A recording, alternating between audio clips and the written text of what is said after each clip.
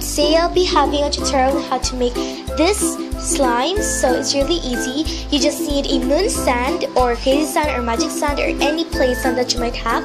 Then you're gonna be needing to add some glue and just mix until you have your slime. And as you can see in my video, I just made already my slime and I just added more glue because I think it's dry.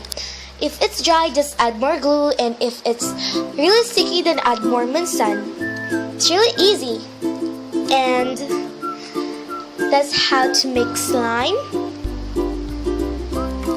If you want, you can start in a container so it will last a bit long while.